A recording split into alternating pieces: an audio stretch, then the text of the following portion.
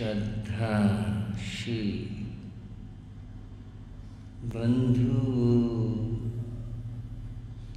एवं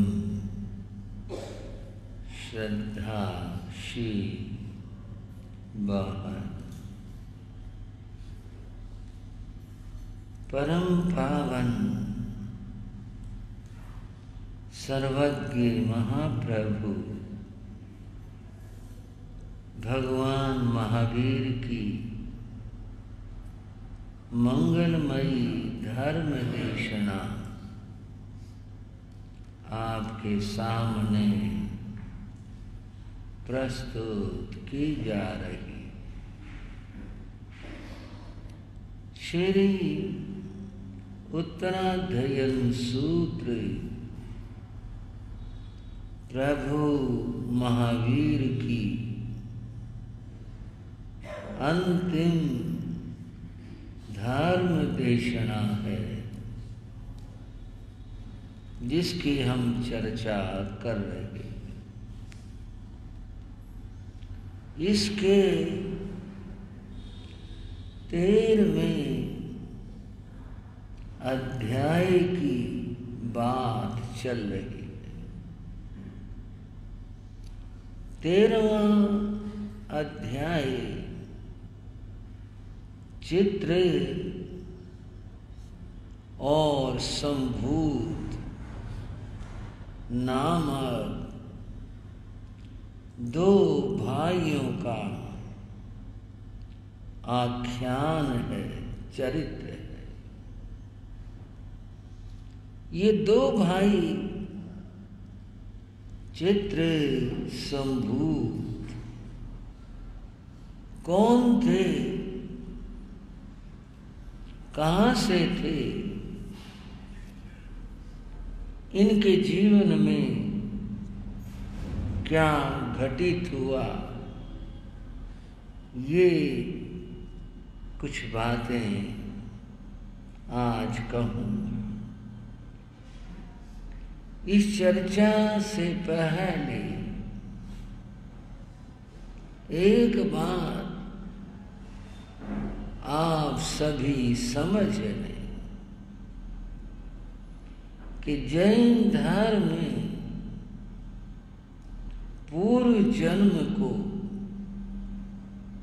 और पुनर्जन्म को मानता है। अर्थात इस जन्म से पहले हम कहीं और किसी जन्म में थे, वहां हमने जीवन जिया था, और उससे पहले और कहीं थे। इन जन्मों में हम कर्म भोगते रहे, नए कर्म करते रहे, और ये यात्रा चलती रही। जन्म और मरण की बात यह है, संसार में कोई ऐसा स्थान नहीं है जहां यह जीव न जन्मा हो न मरा हो। चाहे एकेंद्रीय रूप में जन्मा मरा, चाहे पंचेंद्रिय से जाना सब जगह हुआ, सब जगह जीवन जिया और फिर मृत्यु को पाया। एक बात और, जो मोक्ष है, जिसका पाना दुर्लभ है, वह स्थान सिद्धशिला, वहां भी जीव एकेंद्रीय रूप से जन्मा और मरा।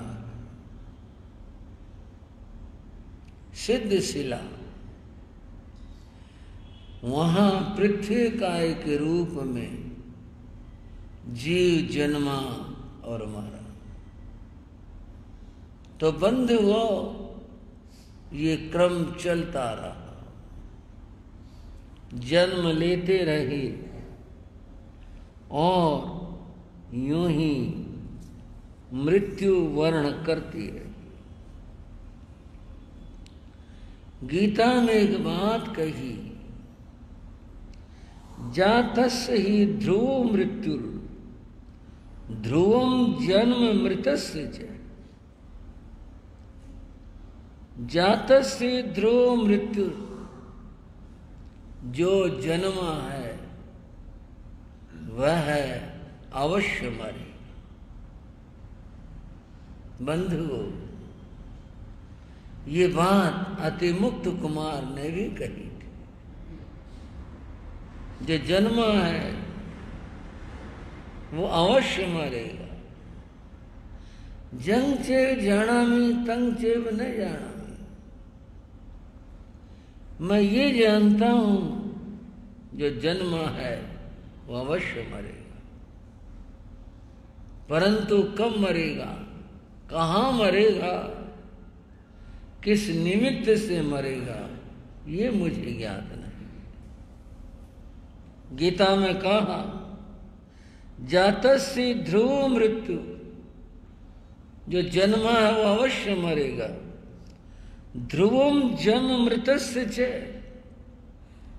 और जो मरा है उसका जन्म अवश्य हो। यहां थोड़ी सी जैन धर्म की और विवेचना चिंतन है। जो जन्मा है वो अवश्य मरेगा, जो मरा है उसके लिए ये आवश्यक नहीं कि वो जन्मेगा या नहीं जन्मेगा। आप चौंके होंगे, तो क्या उसकी आत्मा भटकेगी? ये नहीं, यूं नहीं है बात। आत्मा भटकती तो है ही नहीं। एक शरीर को छोड़कर ये दूसरा शरीर धारण करती है, ये तो जन्म है। मरने के बाद जन्म न हो, वो एक ही स्थान है। अगर जीव मोक्ष प्राप्त कर ले तो फिर उसका जन्म नहीं होता। बस ये यहाँ जैन धर्म का अपना चिंतन और अपना विचार है। यह है जन्म और मरण का क्रम चलता रहता। जैन धर्म, वैदिक धर्म, अन्य धर्म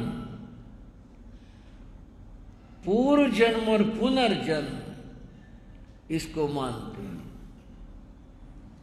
लेकिन एक दर्शन ऐसा है जिसको चार वाक दर्शन कहते हैं। ये नास्तिकों का दर्शन है। किसका भाइयों? नास्तिकों। चार वाक दर्शन, उनका कहना यह है, आत्मा कुछ नहीं होती। ये तो जो वर्तमान जन्म है, ये तो चार भूतों का, पृथ्वी, पानी, अग्नि और वायु, इनका संयोग है और कुछ नहीं। अत्र चत्वारि भूतानि भूमिर्वायु नलानिला एतेभ्य चतुर्भ्य चैतन्यम उपजायते। इन चार के एक विशेष मात्रा में मिल जाने पर चैतन्य उत्पन्न होता है। भाइयों को समझोगे, शास्त्र की चर्चा करनी है, उसकी पूर्व भूमिका बता रहा। जैसे कि बहुत सारी चीजें खाने पीने प्रयोग की होती हैं, आती हैं, अगर उन चीजों को कोई कुशल वैद्य हो, एक उपयुक्त मात्रा में मिला दे तो औषध बन जाती। पहले जब वे अलग अलग थी तो उनमें वो प्रभाव नहीं था। उनके मिल जाने से एक विशेषता पैदा हो गई, फिर उसको औषध कहने लगे। और भी अगर हो जाए तो उसे कीमिया कहने लगे। और थोड़ा उदाहरण है तो ऐसा ही, पर समझने के दृष्टि से, जो ये नशीले द्रव्य हैं, शराब आदि, जब ये पदार्थ अलग अलग होते हैं तो प्रयोग में आते ही, लेकिन जब इनको मिला दिया जाए, कुछ प्रक्रियाओं से गुजारा जाए, तो इनमें भयंकर नशा उत्पन्न हो जाता। नशा कहाँ से हुआ? उन चीजों के मिल जाने से हुआ, एक उपयुक्त मात्रा में। चार्वाक दर्शन कहता है ऐसे ही ये चारों चीजें, पृथ्वी, पानी, अग्नि, वायु, जब ये एक उपयुक्त स्थिति में मिल जाते हैं, चैतन्यम उपजायते, उसको वहां चेतन उत्पन्न हो जाता है।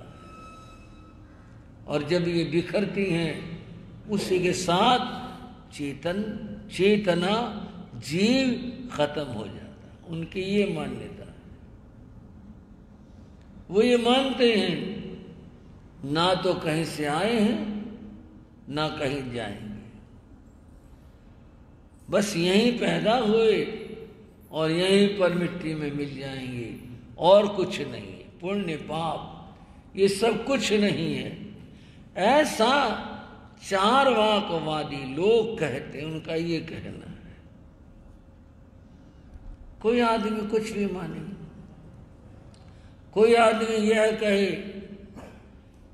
कि बकरी नाम के पशु की 3 टांग होती हैं, पर ठीक बात है, तो कुछ भी कहता रहे, अब क्या कहें इस बात।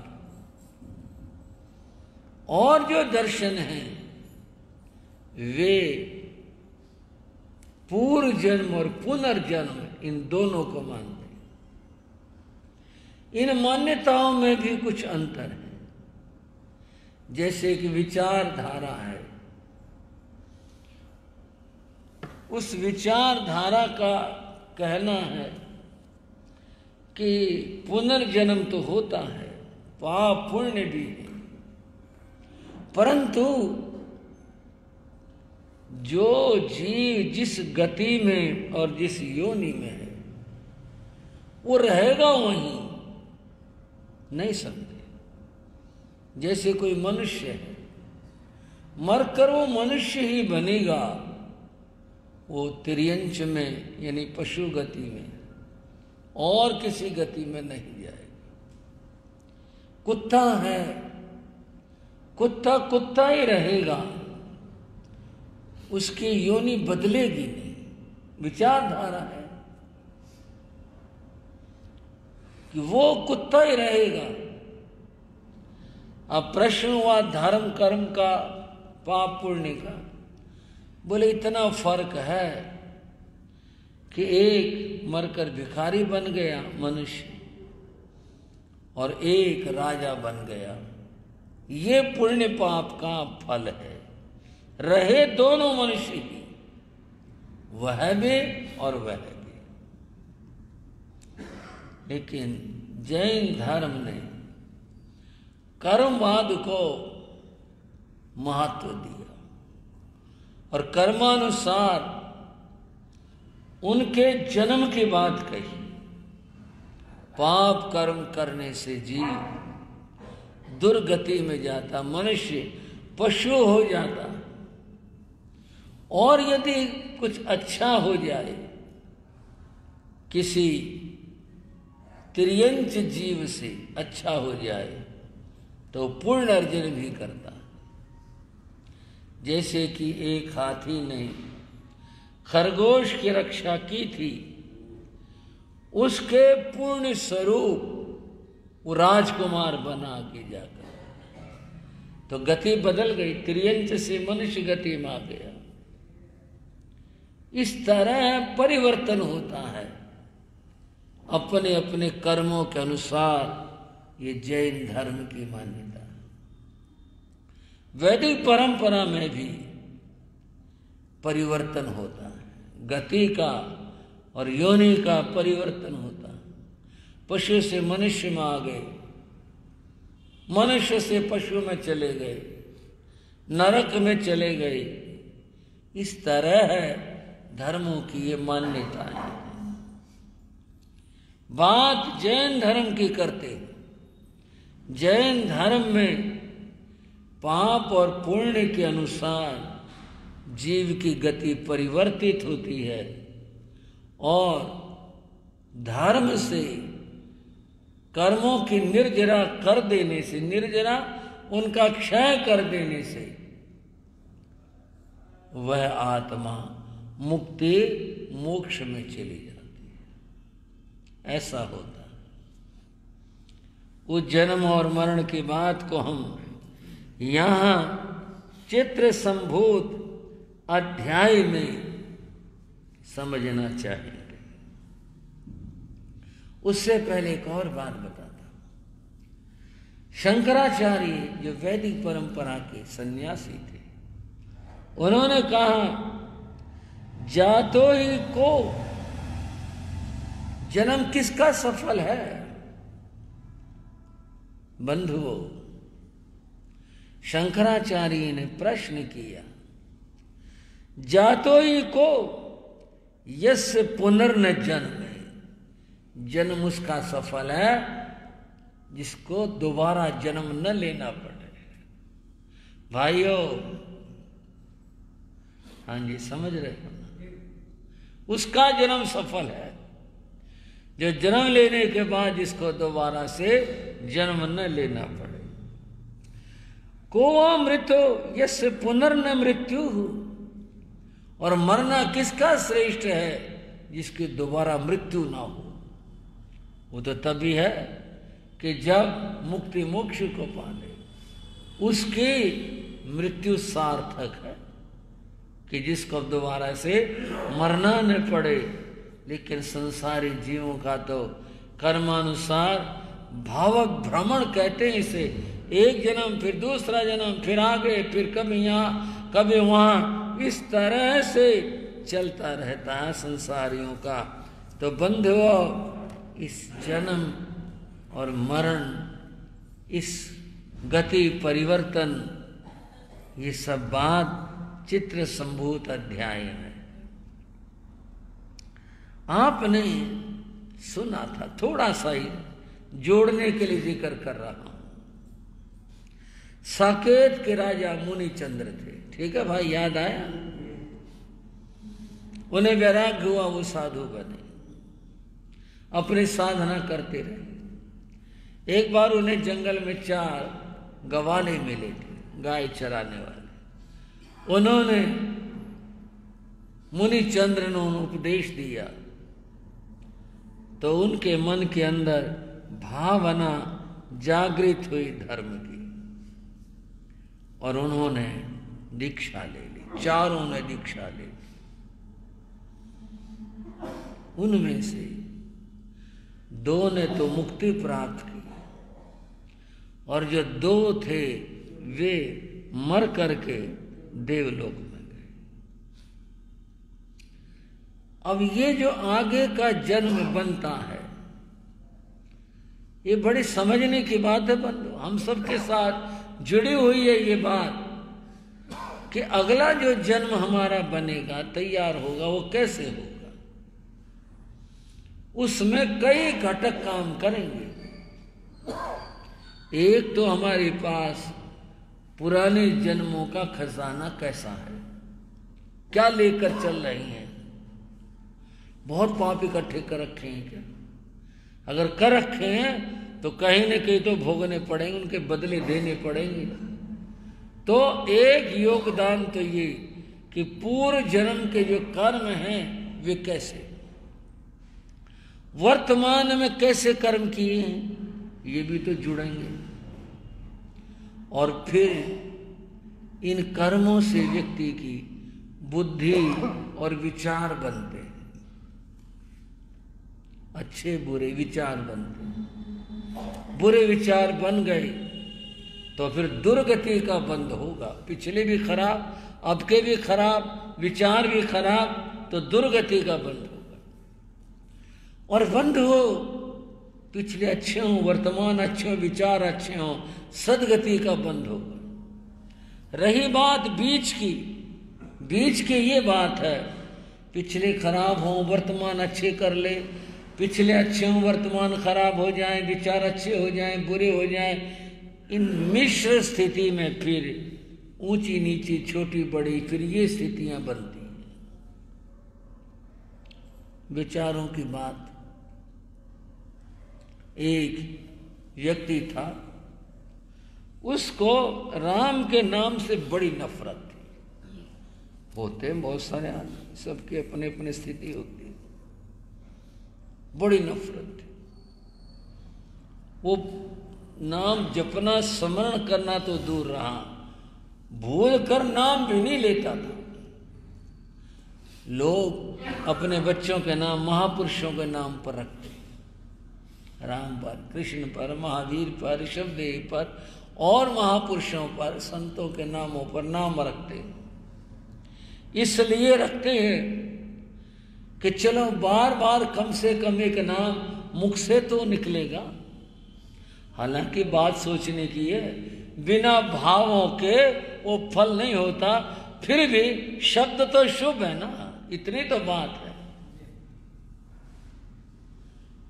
अब इसलिए अच्छे नाम रखते हैं। जरा बीच में एक बात कह दूं, आजकल नाम पहले तो किसी विद्वान पंडित से या कई लोग गुरुओं से या अपने बाबा और बड़े बुजुर्गों से रखवाते थे। आजकल तो सबका गुरु और सबका शास्त्र एक ही है, उसका नाम नेट बताते हैं, उसे देखो। और कितनों से मैंने पूछा, व्यंग कसने के लिए नहीं, जानकारी के लिए, महाविष का अर्थ पता है क्या होता? बोले पता नहीं जी, नेट में देखा था।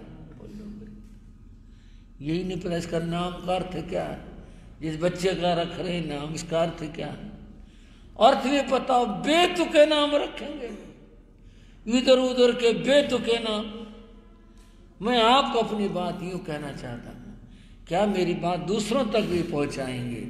नाम बेतुके नहीं रखने चाहिए, जिससे कोई प्रेरणा और संदेश हो वो रखने चाहिए। हो सकता है जीवन में कोई एक ऐसा अवसर आ जाए जिसका नाम रखा वो आदमी बड़ा होने के बाद में कुछ गलत रास्ते पर जाने की बात सोच बैठे और अपने नाम का स्मरण आने से लगे, अरे तेरा नाम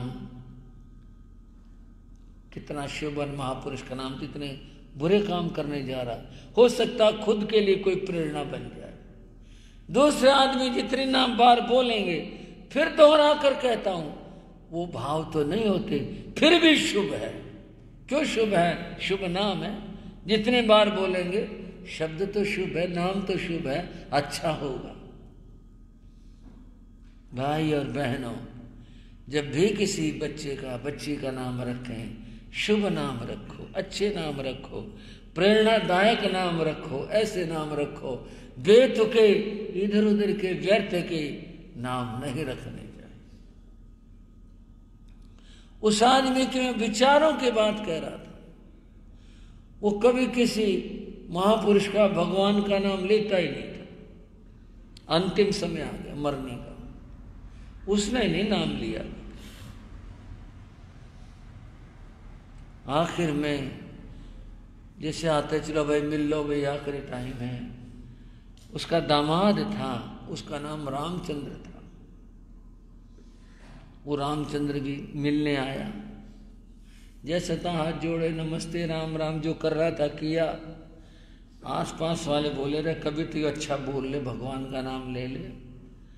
उससे बोले, हाँ जी, जो भी थे, लाला साहब, चौधरी साहब, जो भी कुछ थे, हाँ जी लाला जी, इनको पहचाना? बोले हाँ पहचान। क्या नाम है इनका? बोले चोरी का बटे हुआ और क्या है?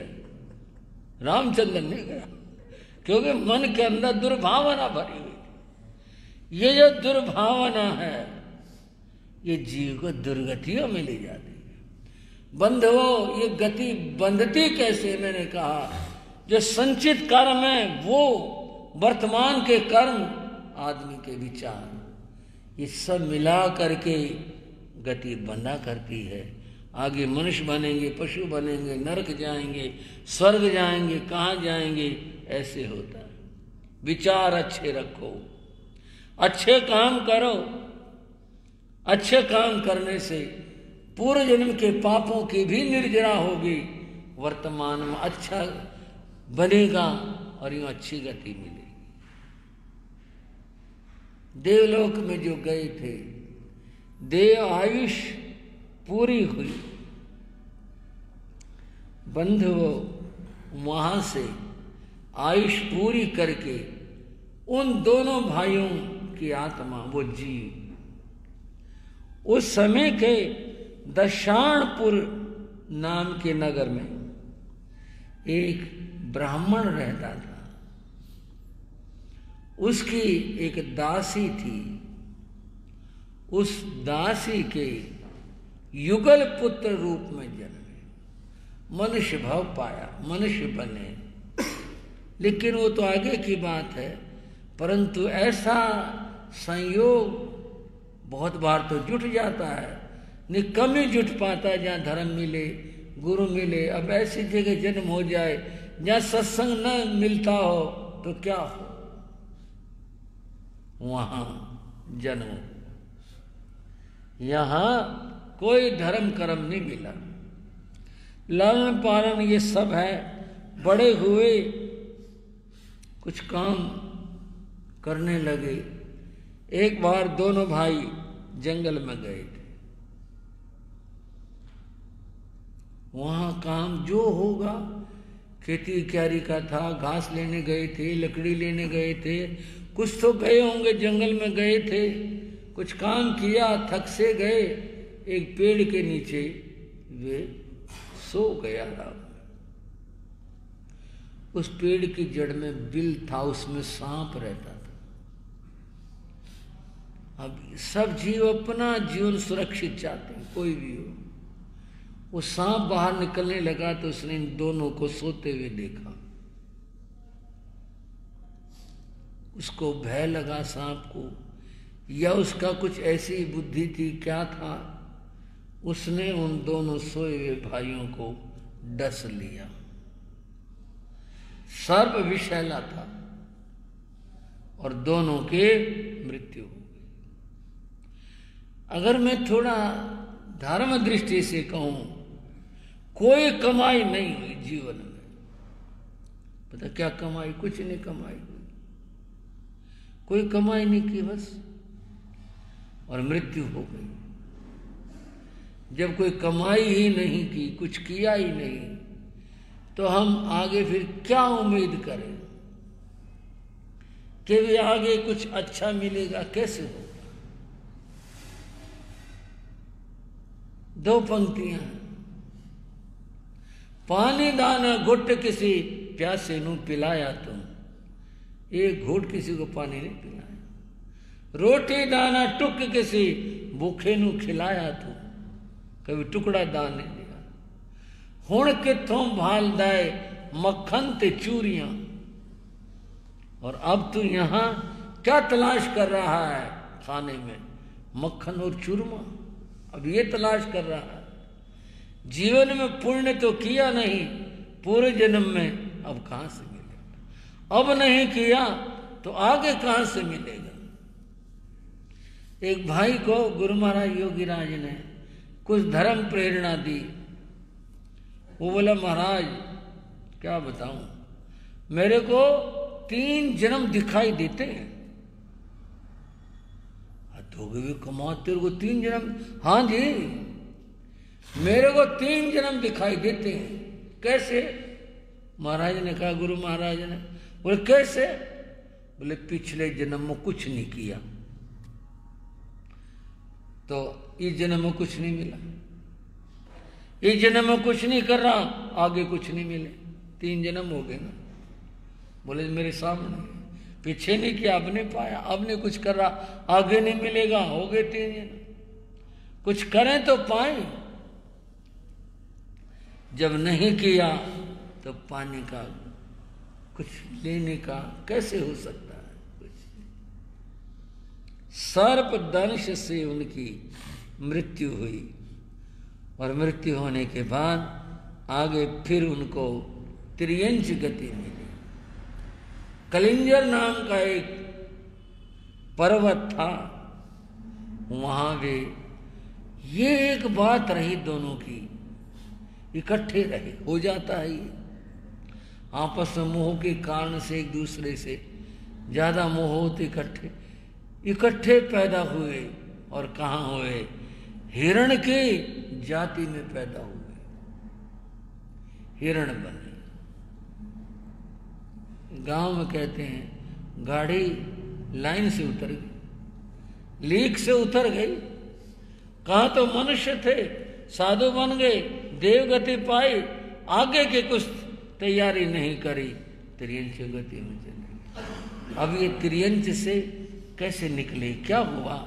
जब शास्त्र में जिक्र आया है तो कुछ तो उद्धार की बात होगी। क्या हुआ इनका, ये चर्चा आगे करेंगे। चत्तारि मंगलम अरिहंता मंगलम सिद्धा मंगलम साहू मंगलम केवली प्रणतो धम्मो मंगलम चत्तारि रघुत्तमा अरिहंता रघुत्तमा सिद्धा रघुत्तमा साहू रघुत्तमा केवली प्रणतो धम्मो रघुत्तमो चत्तारि शरणं पविज्यामि अरिहन्ते शरणं पविज्यामि सिद्धे शरणं पविज्यामि साहू शरणं पविज्यामि केवली प्रणतं धम्मं शरणं पविज्यामि। ये चारे शरण दुख हरण जगत में और न शरणा कोई होगा, जो भव प्राणी करे आचरण उसका अजर अमर पद होगा, उसका सदा ही मंगल। मंगल आशीर्वाद, मंगल आशीर्वाद।